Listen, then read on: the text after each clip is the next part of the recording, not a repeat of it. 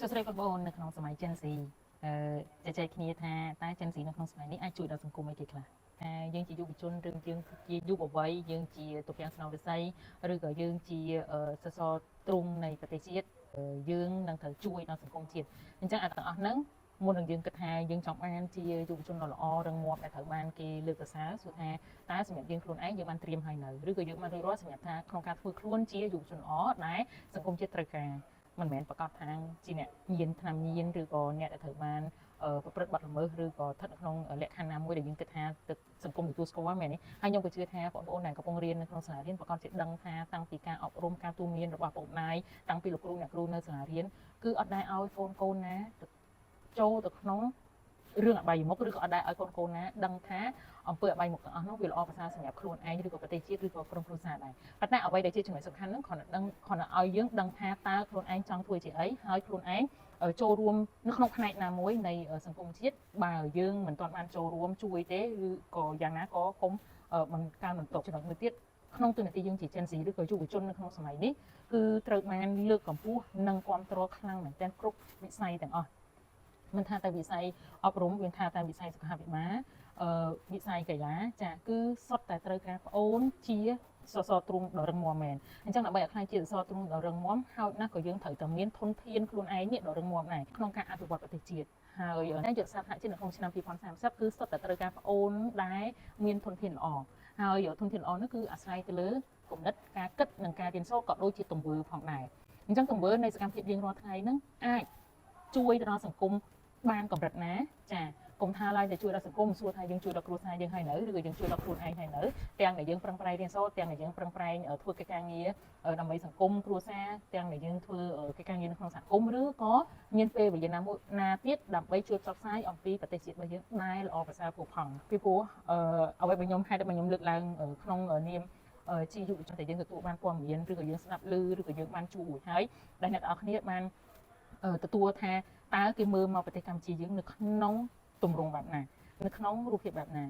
ាអ្នកនរគ្នាធ្លាប់ឮទេដែលគេមើលនិយាយមកថាយើងជាប្រទេសក្រដោយវីដេអូមុនខ្ញុំបាននិយាយហើយចាហើយគេចង់បិទផ្លូវច្រកនាំចេញចូលមិនឲ្យមានសម្ភារៈប្រើក៏ជារឿងគេហើយគេធ្វើអី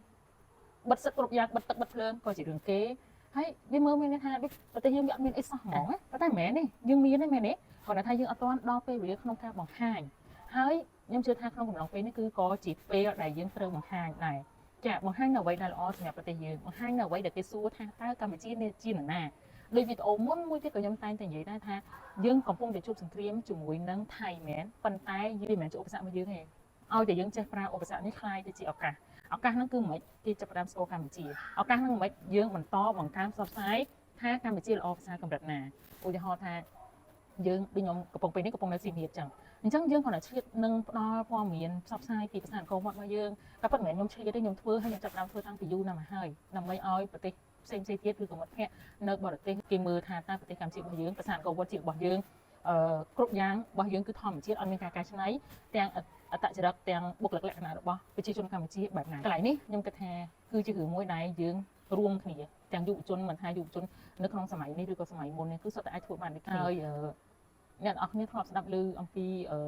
ីដោយសារតែខ្ញុំបានខ្ញុំស្ដាប់ខ្ញុំមានមិត្តភ័ក្តិពីខាងក្រៅប្រទេសហើយខ្ញុំក៏បានចូលរួមនៅក្នុងកិច្ចពិភាក្សាឬក៏បានស្ដាប់នៅកិច្ចពិភាក្សាតមូការជជែកវែកញែកអីនៅពេលដែលគេសួរពីប្រទេសកម្ពុជាគេសន្មត់ត្រឹមថាយើងជា scam center ឈឺ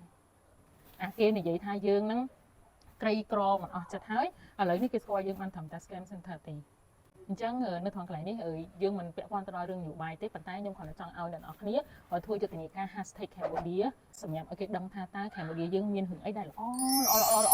ទាហរណ៍ដូចជាទីតាំងកន្លែងកំសាន្តអ្វីដែលធម្មជាតិអ្វីដែលភាពងាយស្រួលអ្វីដែលល្អប្រសើរក្នុងការឲ្យបរទេសទាំងអស់ឬក៏ភ្ញៀវទេសចរទាំងអស់មកប្រទេសកម្ពុជាយើងមកលេងប្រទេសកម្ពុជាយើងដោយគេមិនទាន់គិតជំរើសប្រទេសថៃមុនចាពួកកន្លងមកឲ្យតែពេលយើងសួរមិត្តភក្តិបរទេសដែលគេចង់ vacation នៅពេលចុងឆ្នាំឬក៏អីហ្នឹងគេចង់មកលេងអាស៊ីគឺគេបុកទៅថៃឥឡូវឲ្យគេមកកម្ពុជាយើងវិញអញ្ចឹងខ្ញុំគិតថាអ្នកនរគ្នាអាចធ្វើបានទេព្រោះសម័យនេះយុវជនគឺចូលចិត្តនៅក្នុងការបង្ហាញនៅអ្វីដែលស្អាតពីកន្លែងក៏មានច្រើនអញ្ចឹងយើងធ្វើទាំងអស់គ្នាទៅណា #Cambodia ដើម្បីឲ្យគេ search មកគេដឹងថាយើងគឺរឿងដែរល្អឯងអត់មានរឿងអីដែលដូចហ្នឹងគេបានលឺឲ្យគេឃើញវិញល្អជាង អញ្ចឹងនៅក្នុងទៀតរបស់នេះគឺខ្ញុំមានតែប៉ុណ្្នឹងទេអរគុណច្រើនជួបគ្នានៅវីដេអូក្រោយ